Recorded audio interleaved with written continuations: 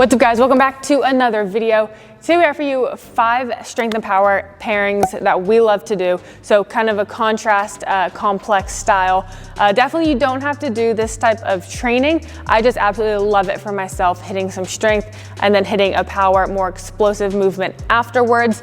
Especially I find when we have our athletes coming in, it makes it kind of efficient so we can get everything done that we want to. So hopefully you enjoy these. These are 5 pairings that we actually do use with our athletes. So if you enjoy it, please give it a thumbs up. Please subscribe to the channel. We post new videos every Tuesdays and Thursdays, so make sure to subscribe to catch all of them. Hope you enjoy.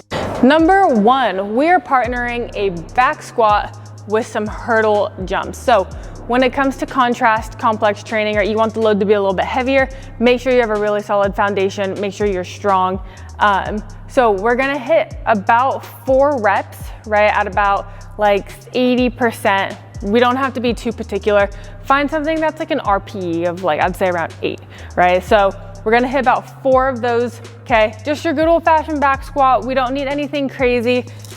Make sure you do load it a little bit and explode on the way up, right? So I'm gonna load it and then pop up every single time. Even if we don't have the ability to move the load fast, right? If that velocity, if that number is not going to be super high, it's okay. It's the intent to move it fast. As you put more load on, it's going to move a little bit slower, but you have that intention to pop up, right? So we're going to hit about 4 here, give or take, okay? And then we're coming over to the hurdles. So we're working on reactive strength, right? We're going to rest a little bit. I usually give about a 30-second rest between strength and here. I know, nobody come at me, I know that's not the traditional times, but when we're dealing with athletes, we don't have all day, right? So we're gonna go about 30 seconds to a minute. We're over here, we're gonna jump over, pop up, right, pop up. Keep it like a little bunny hop in between. We're gonna rest about a minute, and then we're gonna go back to the back squat. Number 2, we're getting unilateral, okay? So we're gonna be hitting step downs. Typically I would load this with like a goblet load. And you also don't have to start this high. We usually start everybody with a 12-inch, just so they get the hang of it. And then once they become really good at the movement, we progress it, right? Remember the mechanics for this. We want our heel to stay down. I'm just gonna sit back, lightly tap with my foot.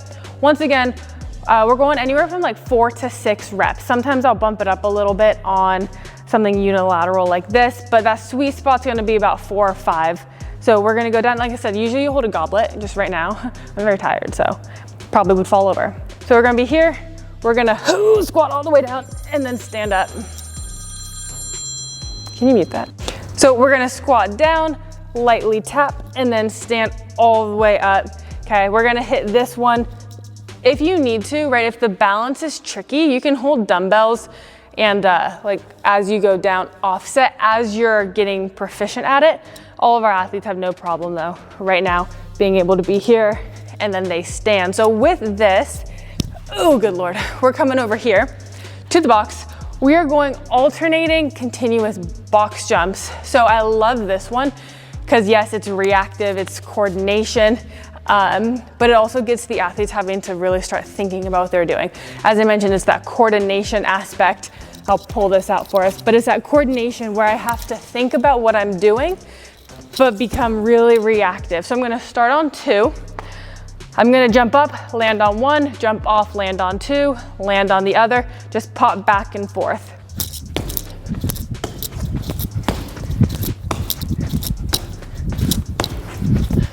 Just like that. Number 3, you already know, we had to get trap bar in there. I love trap bar. We can load this sucker up. We don't get as much, spinal loading, obviously because we don't have a bar in our back, like with the back squat. So we can load this thing up. And I like it because it really works that concentric portion. Obviously, we know that the eccentric, that isometric part, the transition, very important, critical to being powerful and explosive. But I do like this because, right, coming out of the bottom, you can just kind of shoot up depending on the variations you do. But what we're gonna do here is just a regular trap bar. We'll go trap bar squat. So I like to start from the top. So from here, I load it down, boom, pop up. Same thing goes, pop up every single time.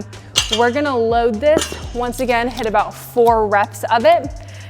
And then with that, we're coming over here and we're doing some band resisted jumps into unresisted jumps. So I'm sure you guys have seen this if you follow us on Instagram. We like this one a lot. We're gonna hold here. We're gonna hit 4 reps banded. At the end of my 4, I'm gonna release the bands. I'm gonna hit 2 jumps.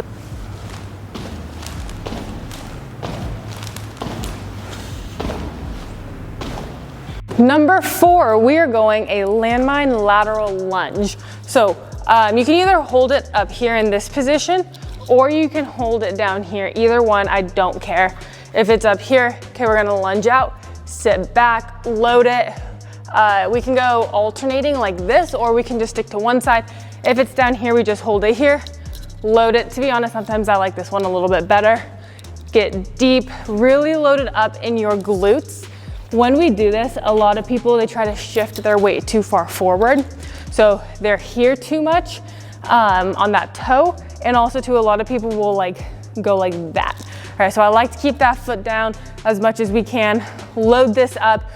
Keep your core really tight. I like this because it forces the athletes to have that ability to stay up as they go. We see how that translates to front squats, to hang cleans, things like that. So with this, we're gonna get Spencer back on the plyo demos because your girl's tired.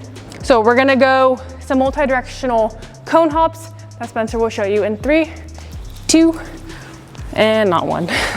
So we're going a skater version to kind of mimic that lateral lunge. We're gonna go up, over, and then obviously it would continue on. If we had our athletes here, we'd probably have this run a whole thing of like 15 yards. Same thing goes, try not to get stuck when you go, right? Just pop, go, get explosive, really push it too. You don't wanna go too far to where you get stuck or where your form breaks, but make yourself work a little bit. Number 5, we're going on the Nordic machine. So we're gonna be doing a single leg Nordic iso. You absolutely do not have to do single leg. You can totally do double leg. That one is just as difficult. If you don't have this, you can have someone hold you, or we can hit another exercise, for example, like a single leg hip thrust. I really like that one. But the reason we're going unilateral is just because obviously it's good to train unilaterally, and it really works one side at a time, okay? But if you find that you get a better workout going double leg, then switch it to double leg. You wanna get the most bang for your buck. So if you're cheating this, if you can't hit good form, if you don't feel it as much, let's go back to double, we'll work on that, and then we can progress it. So essentially we're gonna be here. Okay, I like to have both knees down still. I'll just prop this one foot up. I don't know if you can really see that too much. Spencer's walking to the side. So it's just kind of up here. So same exact thing goes, slight bend. I'm gonna come down. That's about as far as I can go, holy shit, on a single leg Nordic, right? Barely going. Feel this all fired up in my hamstring, in my glute, my calf, okay? And then we're gonna release. So we're gonna hold that for an iso. Probably about 6 to 8 seconds. Isometrics are really great when it comes to doing like force production, especially in overcoming iso, because you're trying to produce as much force as you possibly can.